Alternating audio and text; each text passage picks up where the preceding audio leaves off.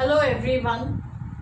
After a very long build up of around 12 lectures in chapter 0 and 8 lectures so far in chapter 1, we are finally going to meet our main object of study face to face in this lecture, and that is a group. So without further ado, let's go over to the definition of a group.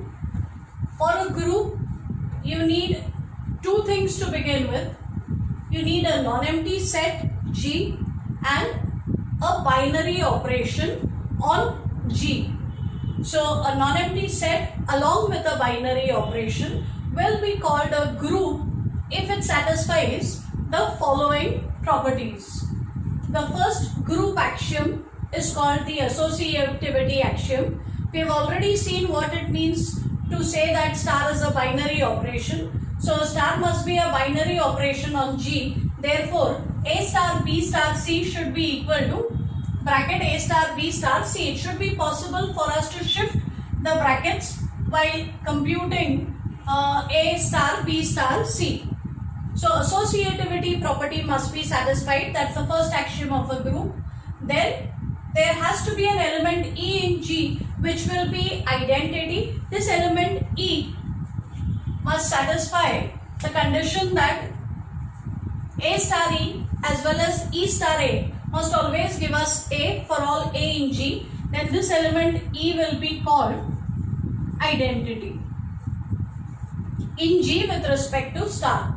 And the third axiom of group theory says that for every element in G there must be an inverse. This B of course will depend on A. So for each element A in G, there should be an element B in G which will satisfy this equation. Namely, A star B as well as B star A should give us identity.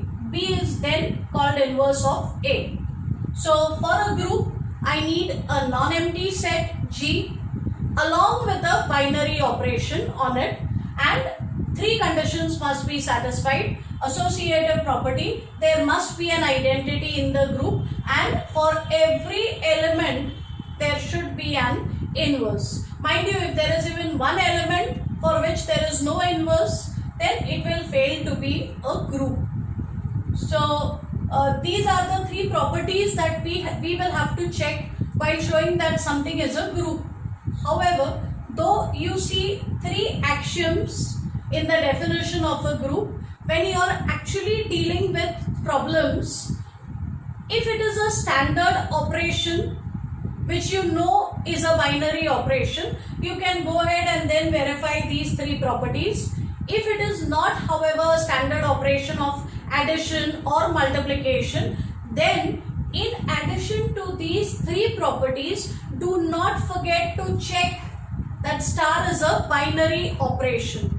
Another name for binary operation is, if star is a binary operation, another way of saying the same thing is closure property is satisfied with respect to that operation on the set.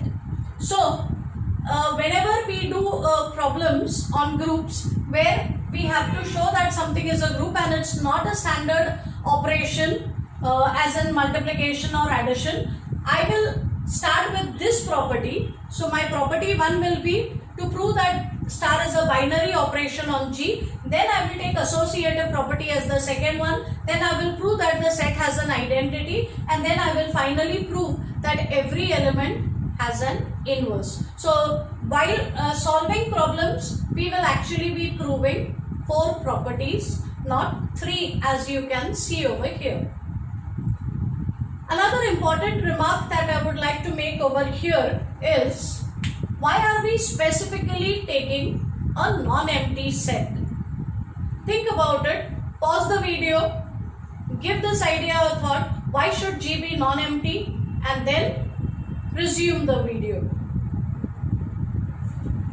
Notice that there is this axiom of identity which tells us that there has to be an identity in G, and this axiom puts the condition that G has to be non-empty. So because this element has to exist in G, G will have to be a non-empty set.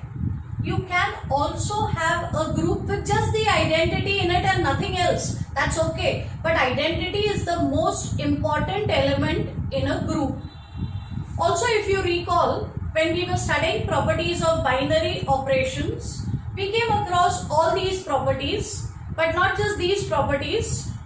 There is one more property of a binary operation which is missing from this list. Try and recall what that property was. Yes, it's the commutative property. So, if these properties are satisfied, it's a group. But in addition to these properties, if star is commutative on G,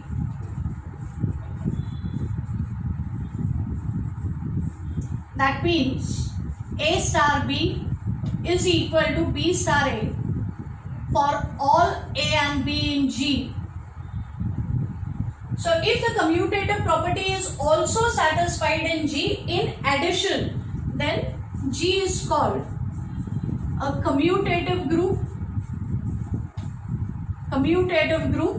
or an abelian group. It's also called an abelian group in honor of the great mathematician Abel.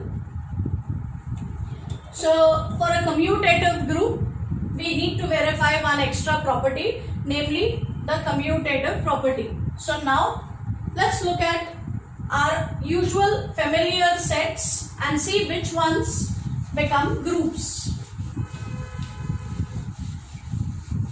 I am assuming that you all remember all your properties with respect to the sets that we have studied so far, because we have come across those properties over and over again.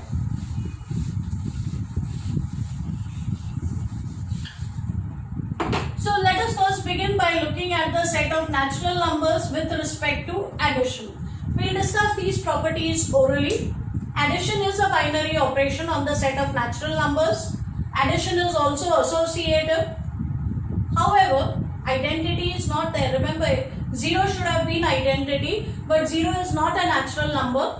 So because this set does not have identity, this is not a group. Then let me check whether set of integers with respect to addition is a group.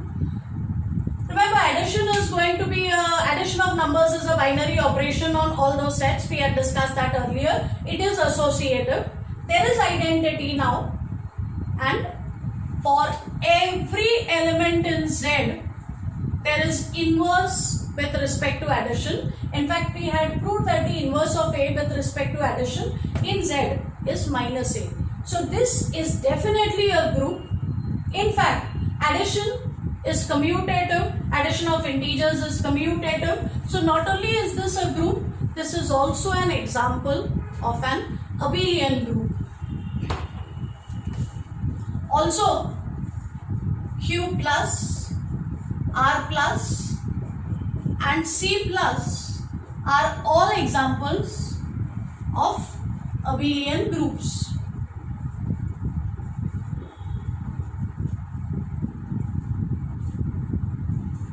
After this, we had seen the set of matrices. First, we had taken set of all m by n matrices with respect to matrix addition. It is closure property is satisfied, means it's a binary operation. Matrix addition is associative. Then the zero matrix is the identity, and for every matrix A, there is the inverse with respect to addition. Inverse with respect to addition is minus A. Therefore, it becomes a group, and matrix addition is also commutative. So this is an abelian group. So this also is an example of an abelian group.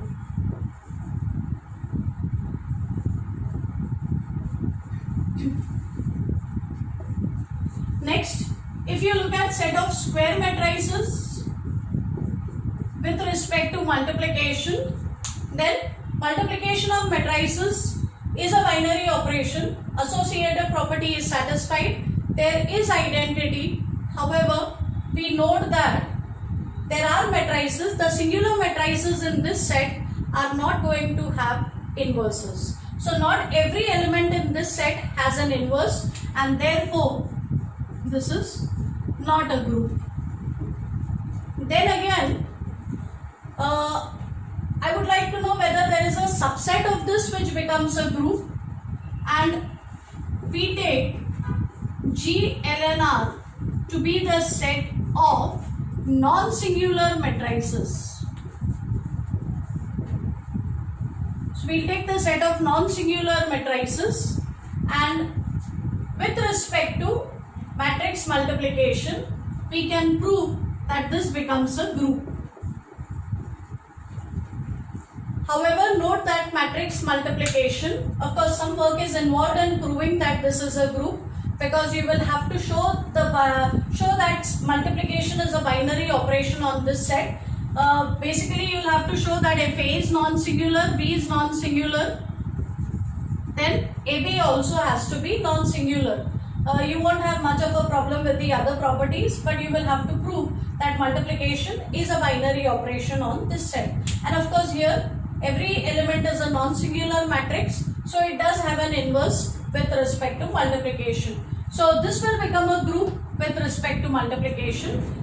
Before I go on to Zn, I forgot to mention what happens to Q, what happens to Z with respect to multiplication. This does have identity with respect to multiplication. It is a binary operation, it is associative. But remember, we mentioned earlier that 5 does not have an inverse for multiplication. In fact, in this set, there are only 2 elements which have inverses for multiplication. So this is definitely not a group. Okay. Then what happens to this? Q star with respect to multiplication, rather Q with respect to multiplication. This is also not a group, because remember 0 does not have an inverse with respect to multiplication. However, if I remove the 0, from this set, then this will become a group. And in fact, because multiplication of rational numbers is commutative, it will also be an abelian group. Similarly, R star with respect to multiplication and C star with respect to multiplication will all be abelian groups. In addition to this, suppose I define for any natural number n, nz to be all integral multiples of n. So if I take nz to be all integral multiples of n, then I can prove that nz with respect to addition is going to be a group.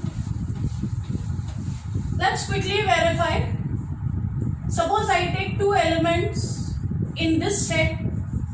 Notice that each one will be a multiple of n. So A will look like n into some integer, B will look like n into some other integer, and now if you look at A plus B, it will be nx plus ny, which can be simplified as n times x plus y. So A plus B is a multiple of n, and therefore A plus B will also be in nz. So addition on this set is a binary operation. This is nothing but addition of integers. So we know that it is associative. Also, we know that 0 is n times 0. So 0 belongs to nz. So 0 will be identity in this set with respect to addition. And for every element A, if you look at minus A, this is also in nz. So this will be inverse of this. So this is also a group with respect to addition. In the next lecture, we will look at some more examples of groups. Thank you.